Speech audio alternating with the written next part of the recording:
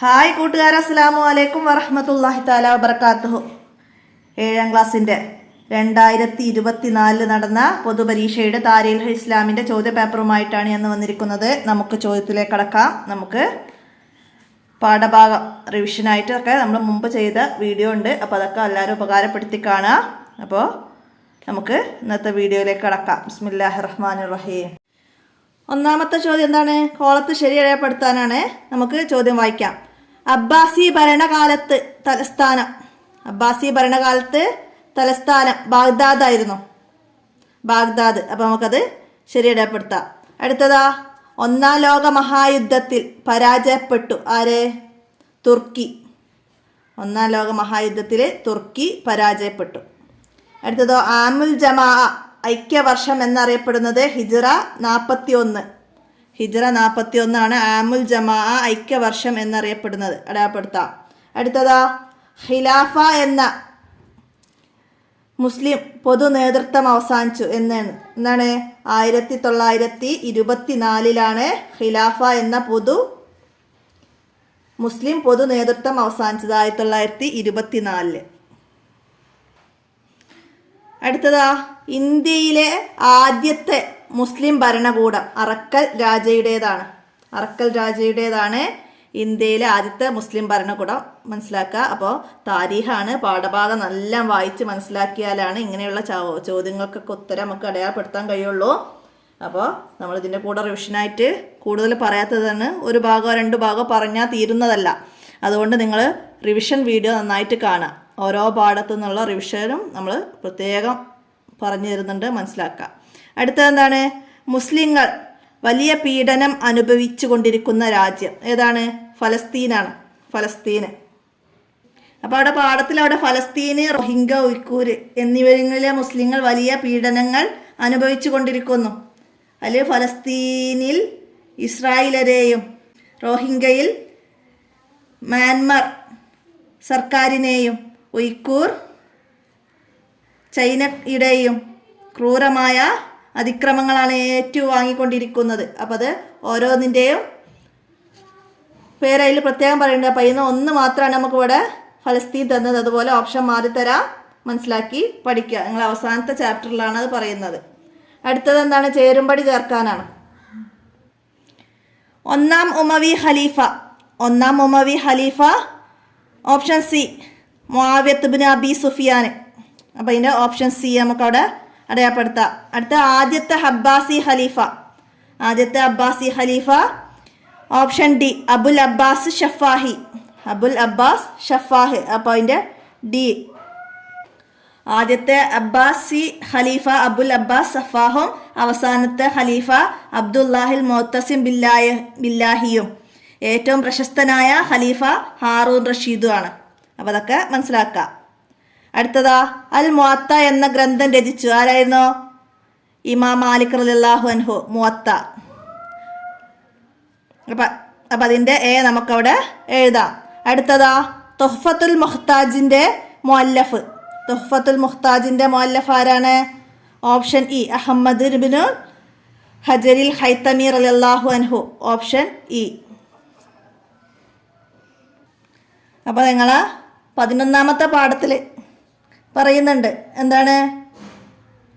ഇതേപോലെ ഷിഹാബുദ്ദീൻ ഖഫാജി എന്താണ്? തഫ്സീറുൽ ബൈലാവിയുടെ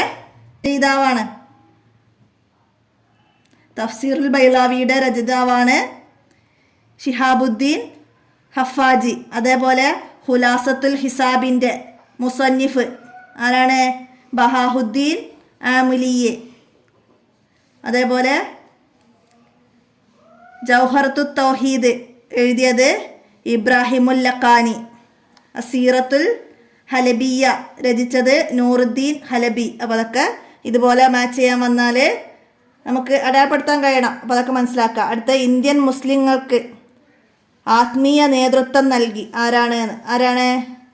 ഇവിടെ ഹാജ മൊയ്നുദ്ദീൻ ജിസ്തി റളിയല്ലാഹു അൻഹു. അപ്പോൾ അതിൻ്റെ ബി എഴുതാം. അപ്പോൾ ഇതിൻ്റെ കൂടെ പാഠഭാഗത്തിൽ മറ്റു പേരുകളുണ്ട്. അസയ്യിദ് ഹാജ മൊയ്നുദ്ദീൻ ജിസ്തി അജ്മീരി. അസയ്യിദുൽ കുതുബുദ്ദീൻ ബഹ്തിയാർ, അസയ്യിദുൽ ഇബ്രാഹിം ബാദുഷ ഏർവാടി, അസയ്യിദുൽ മുഹമ്മദ് ഷരീഫുൽ മദനി ഉള്ളാൾ, അസയ്യിദുൽ മുഹമ്മദ് ഖാസിം വലിയുല്ലാഹിൽ കവർത്തി, അസയ്യിദ് അലി ഷിഹാബുദ്ദീൻ, അസയ്യിദ് കുതുബുസ്സമാൻ അലവി മമ്പുറം റഹിമല്ലാഹു എന്നിവർ. ഇതൊക്കെ മുസ്ലിങ്ങൾക്ക് ആത്മീയ നേതൃത്വം നൽകിയ പ്രമുഖ സയ്യിദന്മാരാണ്. അപ്പോൾ ഇവിടെ വന്നത് ഹാജ മൊയ്നുദ്ദീൻ ചിശ്തി എന്നവരാണ്. അപ്പോൾ അതിൻ്റെ ബി നമുക്ക് അവിടെ എഴുതാം. അടുത്ത ഇനി വിട്ട ഭാഗം പൂരിപ്പിക്കാനാണ്. ലോകത്ത് ഡാഷ് അറബി രാഷ്ട്രങ്ങളുണ്ട്. എത്ര അറബി രാഷ്ട്രങ്ങളാണ്? 22 അറബി രാഷ്ട്രങ്ങളുണ്ട്. ലോകത്ത് 22 അറബി രാഷ്ട്രങ്ങളുണ്ട്. അടുത്തത് ഉമവിയ്യ ഭരണകാലത്ത് ഡാഷ് ഖലീഫമാർ ഭരണം നടത്തി. എത്ര ഖലീഫമാരായിരുന്നു ഭരണം നടത്തിയത്? 14 ഖലീഫമാരാണ് ഭരണം നടത്തിയത്. 14 ഖലീഫമാരാണ് ഉമവിയ്യ ഭരണകാലത്ത് ഭരണം നടത്തിയത്. അടുത്തത് 4 മദ്ഹബുകൾ ക്രോഡീകരിക്കപ്പെട്ടത് ഡാഷ് ഭരണകാലത്താണ്. ആരുടെ ഭരണകാലത്താണ്? ഹനഫി, മാലിക്കി, ഷാഫി, ഹംബലി മദ്ഹബുകൾ ക്രോഡീകരിക്കപ്പെട്ടത് അബ്ബാസി കാലഘട്ടത്തിലാണ്. അബ്ബാസി കാലഘട്ടത്തിലാണ്. പ്രധാന ഹദീസ് ഗ്രന്ഥങ്ങളെല്ലാം ക്രോഡീകരിക്കപ്പെട്ടതും ചരിത്രശാഖയിലെ പ്രധാന ഗ്രന്ഥങ്ങൾ രചിക്കപ്പെട്ടതൊക്കെ ഈ കാലത്താണ്. വേദം, ഗണിതം, രസതന്ത്രം, തത്വചിന്ത തുടങ്ങി വിജ്ഞാന ശാഖകളിലെല്ലാം ഈ കാലഘട്ടത്തിൽ വലിയ പുരോഗതി ഉണ്ടായിട്ടുണ്ട്. അതുപോലെ അറബി മലയാളം സാഹിത്യം അബ്ബാസി യുഗത്തിലാണ് വികസിതമായത്. അക്കാലത്തെ ജീവിച്ച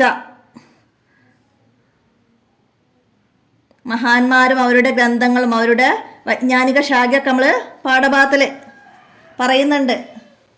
നിങ്ങൾ 10ാമത്തെ പാഠത്തിൽ. അപ്പോൾ അതൊക്കെ നന്നായി മനസ്സിലാക്കി പഠിക്കുക.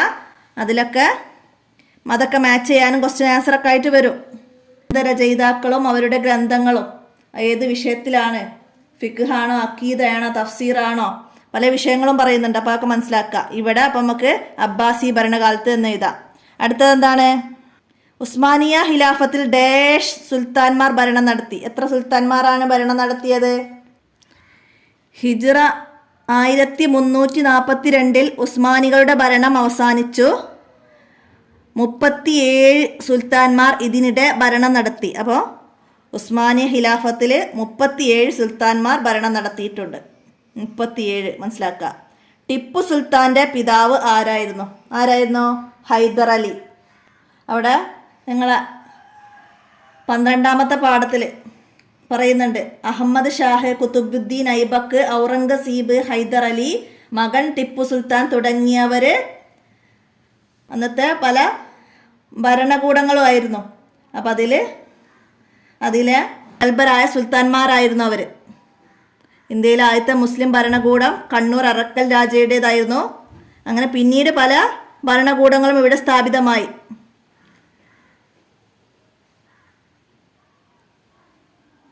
അസ്നവി, ഗോറി, മുഗളർ, മൈസൂർ, ബീജാപ്പൂർ, ഹൈദരാബാദ് എന്നിവിടങ്ങളിലൊക്കെ ഈ ഭരണകൂടങ്ങൾ അവർ പ്രധാനപ്പെട്ടതാണ്. അപ്പം ഇവിടെ പറയുന്നുണ്ട് ഹൈദർ അലി, മകൻ ടിപ്പു സുൽത്താൻ തുടങ്ങിയവർ അക്കൂട്ടത്തിൽ പ്രഗത്ഭരായ സുൽത്താൻമാരാണ്. അപ്പോൾ ഇവിടെ ടിപ്പു സുൽത്താൻ്റെ പിതാവ് ആരാന്ന് വെച്ചാൽ ഹൈദർ അലി. അപ്പോൾ അതൊക്കെ മനസ്സിലാക്കുക. അടുത്തത് ആരെന്താണ്?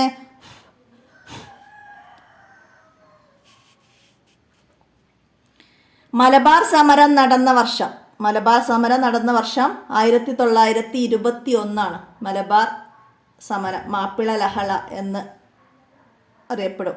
അപ്പോൾ അത് 1921. അടുത്ത ഇനി ഒറ്റവാക്കിൽ ഉത്തരം എഴുതാനാണ്. ഇന്ത്യൻ ജനസംഖ്യയിൽ എത്ര ശതമാനം മുസ്ലിങ്ങളുണ്ട്? ഇന്ത്യൻ ജനസംഖ്യയുടെ 20% മുസ്ലിങ്ങളാണ്. 20% മുസ്ലിങ്ങൾ. ന്യൂനപക്ഷമായ രാജ്യങ്ങളിൽ ജനസംഖ്യ കൊണ്ട് 1ാം സ്ഥാനത്തുള്ളത് ഇന്ത്യയാണ്. ഇന്ത്യൻ ജനസംഖ്യയിൽ 20% മുസ്ലിങ്ങളാണ്. നിങ്ങൾ 15ാമത്തെ പാഠത്തിലാണ് അതൊക്കെ പറയുന്നത്, മനസ്സിലാക്കുക. അടുത്ത എന്താണ്? ഉമവിയ്യ മസ്ജിദ് സ്ഥിതി ചെയ്യുന്നത് എവിടെയാണ്? ഡമസ്കസിലെ ഉമവിയ്യ മസ്ജിദ്. അപ്പോൾ ഉമവിയ മസ്ജിദ് സ്ഥിതി ചെയ്യുന്നത് എവിടെയാണെന്ന് വെച്ചാൽ ദമസ്കസിലാണ്. ബൈത്തുൽ മുഖദ്ദസിലെ കുബ്ബത്തുസ് സഹ്റ, ബൈത്തുൽ മുഖദ്ദസിലാണ് കുബ്ബത്തുസ് സഹ്റ. അപ്പോൾ കുബ്ബത്തുസ് സഹ്റ സ്ഥിതി ചെയ്യുന്നത് എവിടെയാണെന്ന് വെച്ചാൽ ബൈത്തുൽ മുഖദ്ദസിൽ. ഡമസ്കസിലെ ഉമവിയ മസ്ജിദ് അതൊക്കെ എന്താണ്? ഉമവിയ ഖലീഫമാരുടെ കാലത്തുള്ള പ്രൗഢമായ നിർമ്മിതികളാണ്, മനോഹരവും പ്രൗഢവുമായ നിർമ്മിതികളാണ്. അപ്പോൾ മനസ്സിലാക്കാം. അപ്പോൾ ഉമവിയ ഭരണകാലത്തെ പ്രൗഢവും മനോഹരവുമായ ഇതികൾ അതിവിടെ പേര് എഴുതാൻ പറയും. അപ്പോൾ അതൊക്കെ ഇതിൽ നിന്ന് ഏതെങ്കിലും ഒന്നൊക്കെ എഴുതാൻ അങ്ങനെ ചോദ്യമായിട്ട് വരാം, മനസ്സിലാക്കാം. അടുത്തത് അൽ ഖാനൂനു ഫി തിബ്. തിബ് ഇതിൻ്റെ രചയിതാവ് ആരാണ് എന്നാണ്. ഈ ഗ്രന്ഥത്തിൻ്റെ രചയിതാവ് ആരാണ്? ഇബ്നു സീന. ഇബ്നു സീനയാണ് ഇതിൻ്റെ രചയിതാവ്. നമ്മൾ നേരത്തെ പറഞ്ഞ അബ്ബാസി ഭരണകാലത്തെ ഗ്രന്ഥവും അവരുടെ വിജ്ഞാന ശാഖയൊക്കെ നമ്മൾ പരിചയപ്പെട്ടുന്നതാണ് ഇത് വന്നത്, മനസ്സിലാക്കുക. അതുപോലെ മറ്റേതെങ്കിലും വരാം. അടുത്തത് ഇന്ത്യയിൽ മുസ്ലിം ഭരണം എത്ര കൊല്ലം നീണ്ടു നിന്നു? ഇന്ത്യയിൽ മുസ്ലിം ഭരണം എത്ര കൊല്ലം നീണ്ടു നിന്നു? 856 വർഷം നീണ്ടു നിന്നു ഇന്ത്യയിൽ മുസ്ലിം ഭരണത്തിൻ്റെ പ്രൗഢി. 856 856 വർഷം, മനസ്സിലാക്കുക. അടുത്ത എന്താണ്? കിതാബുൽ ഉമ്മ് രചിച്ചതാര്? കിതാബുൽ ഉമ്മ് നേരത്തെ പറഞ്ഞു, അവിടെ നിന്ന് തന്നെയാണ് വന്നത്. ഇമാം ഷാഫി റളിയല്ലാഹു അൻഹുവിൻ്റെതാണ് കിതാബുൽ ഉമ്മ്. അപ്പോൾ ഇവിടെ ഇമാം ഷാഫി റളിയല്ലാഹു അൻഹു എന്ന് എഴുതാം. അതുപോലെ അൽ മുഅത്ത ഇമാം മാലിക് നമ്മൾ നേരത്തെ പറഞ്ഞിരുന്നു.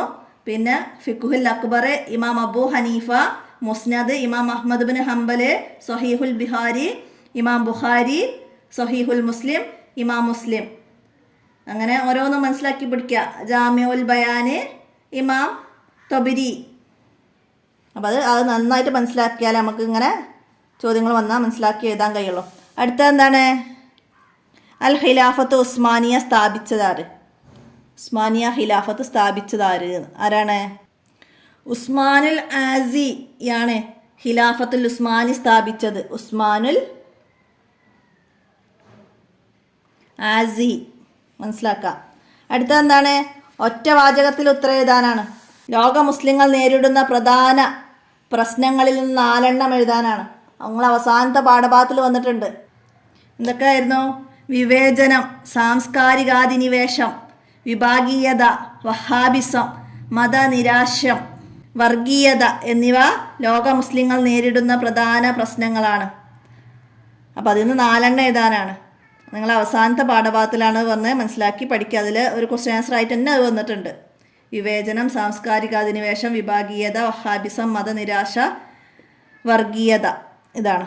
അടുത്തെന്താണ്? മലബാർ സമരത്തിന് നേതൃത്വം നൽകിയ 4 ആളുടെ പേര് എഴുതാൻ. മലബാർ സമരത്തിന് നേതൃത്വം നൽകിയ 4 ആളുടെ പേര്.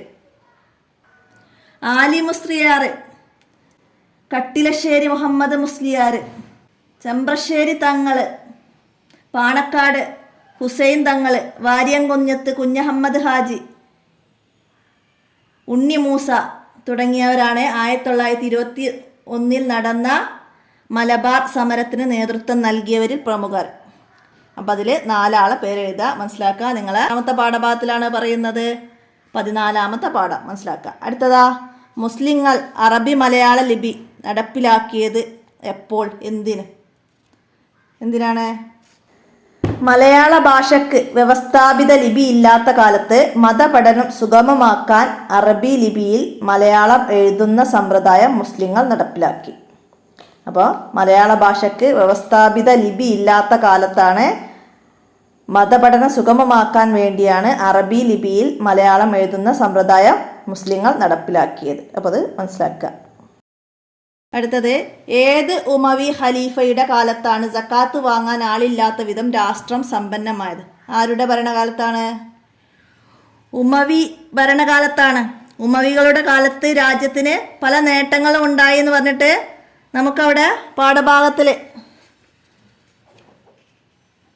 10 പോയിന്റോളം വരുന്നുണ്ട്, നമ്പർ ഇട്ടിട്ട്. അതിൽ പറയുന്നുണ്ട് രാഷ്ട്രം സാമ്പത്തികമായി വൻ അഭിവൃദ്ധി നേടി. അപ്പോൾ അവിടെ ഉമർ ബിൻ അബ്ദുൽ അസീസ് റളിയല്ലാഹു അൻഹുവിന്റെ കാലത്ത് സക്കാത്ത് വാങ്ങാൻ അർഹരില്ലാത്ത വിധം എല്ലാവരും സമ്പന്നരായി.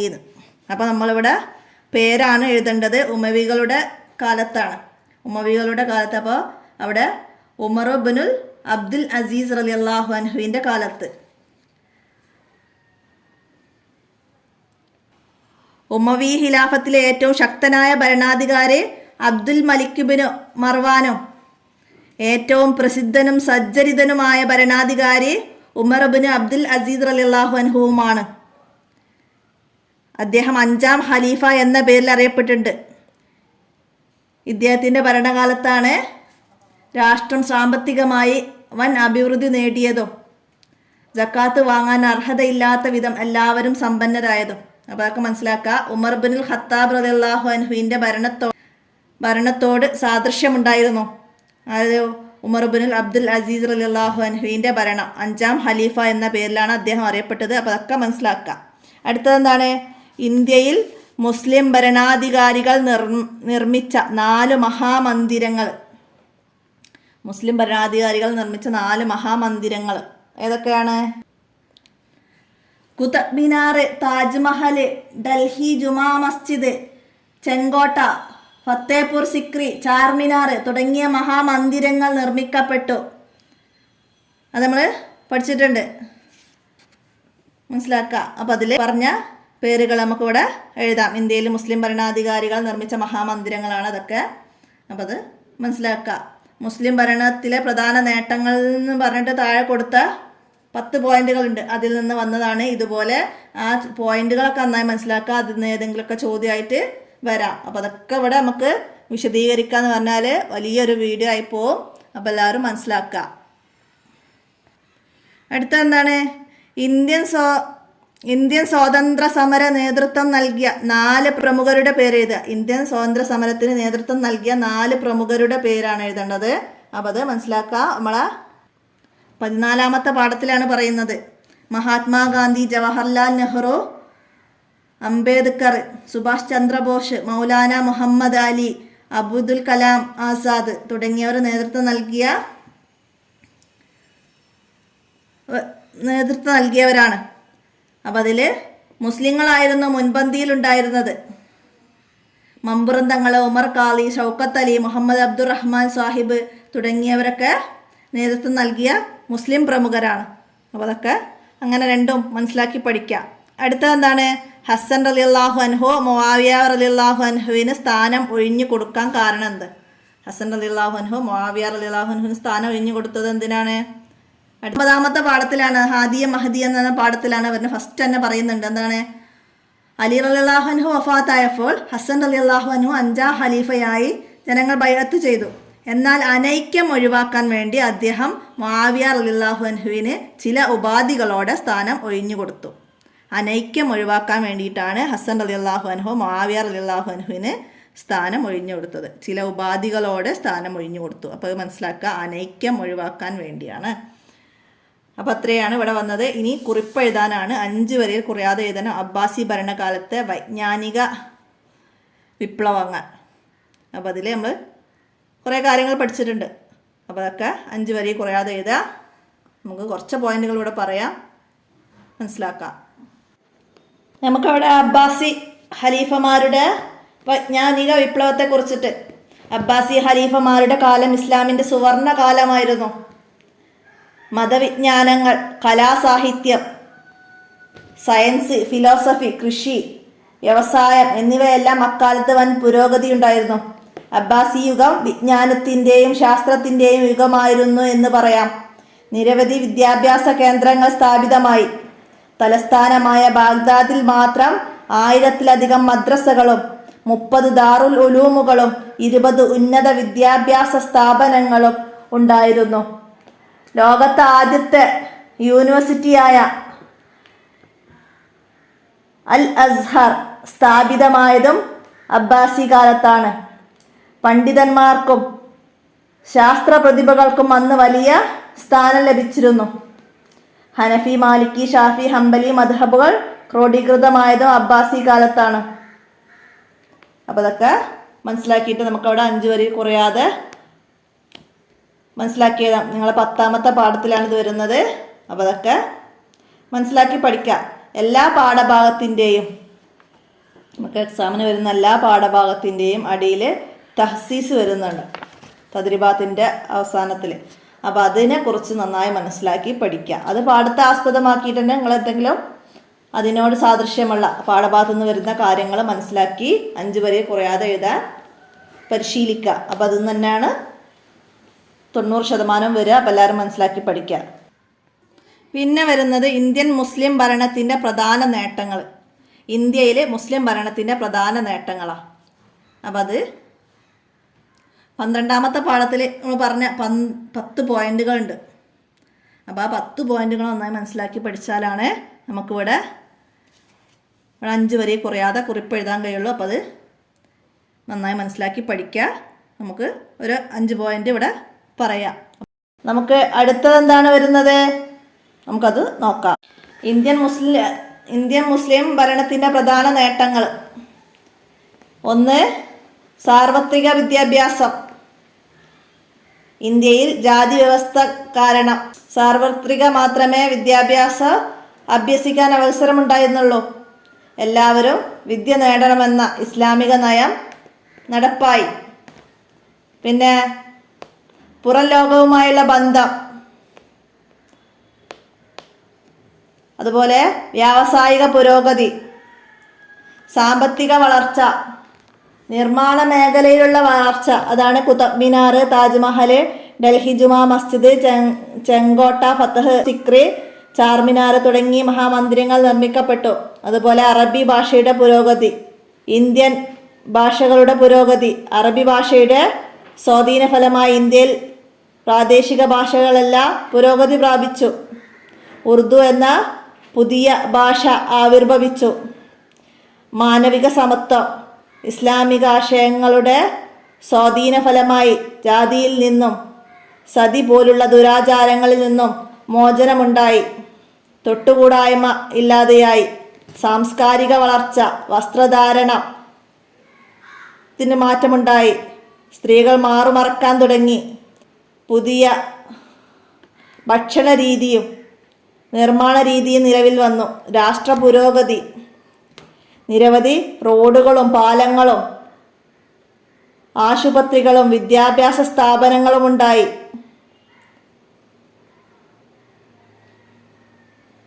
തപാൽ സമ്പ്രദായം നിലവിൽ വന്നു. ഉദ്യാനങ്ങളും വിനോദസഞ്ചാര കേന്ദ്രങ്ങളും സ്ഥാപിതമായി. ഇതൊക്കെ ഇന്ത്യൻ മുസ്ലിം ഭരണത്തിലെ പ്രധാന നേട്ടങ്ങളാണ്. അപ്പോൾ ഇതൊക്കെ മനസ്സിലാക്കുക. പാഠഭാഗം നന്നായി മനസ്സിലാക്കി പഠിച്ചാലാണ് നമുക്ക് ഇങ്ങനെയൊക്കെ വന്നാലേ എഴുതാൻ കഴിയുള്ളൂ. എല്ലാ പാഠത്തിലും വരുന്ന തഹസീസ് മനസ്സിലാക്കി പഠിക്കാം. അപ്പോൾ ഇത്രയാണ് ഈ വീഡിയോയിൽ ഉൾപ്പെടുത്തുന്നത്. എല്ലാവരും മനസ്സിലാക്കുക. നമുക്ക് താരീഖാണ് പാഠഭാഗം തന്നെ പഠിക്കുക. അതാണ് എനിക്ക് ഇത്രയും പറയാനുള്ളത്. മനസ്സിലാക്കുക, നന്നായിട്ട് പഠിക്കുക. താരീഖ് എന്ന് പറഞ്ഞാൽ പാഠഭാഗം മുഴുവനായിട്ട് വായിച്ച് മനസ്സിലാക്കിയാലാണ് നമുക്ക് ഉള്ളുന്നൊക്കെയാണ്. പേരുകളും വർഷവും ഒക്കെ എഴുതാൻ വന്നാൽ നമുക്ക് ആകെ കൺഫ്യൂഷനാവും. അപ്പോൾ നന്നായിട്ട് മനസ്സിലാക്കി പഠിക്കുക. ഇനിയുള്ള ദിവസം ഓരോ ദിവസവും ഓരോ പാഠഭാഗങ്ങളിലും താരീഖ് വായിച്ച് മനസ്സിലാക്കി പഠിക്കാൻ എല്ലാവരും ശ്രമിക്കുക. അപ്പോൾ ഇത്രയാണ് ഈ വീഡിയോയിൽ ഉൾപ്പെടുത്തുന്നത്. ഇനി ആർക്കെങ്കിലും ഏതെങ്കിലും പാഠത്തെക്കുറിച്ച് കൂടുതലായി റിവിഷൻ എന്തെങ്കിലും ചെയ്തു തരണമെങ്കിൽ ഒന്ന് കമൻ്റായിട്ട് അറിയിച്ചാൽ മതി. നമുക്ക് വീഡിയോ ആയിട്ട് ചെയ്യാം. അപ്പോൾ എല്ലാവരും ഉപകാരപ്പെടുത്തുക. വീഡിയോ കൂട്ടുകാർക്കൊക്കെ ഷെയർ ചെയ്ത് കൊടുക്കുക. അസ്സലാമു അലൈക്കും വറഹ്മത്തുള്ളാഹി വബറകാതുഹു.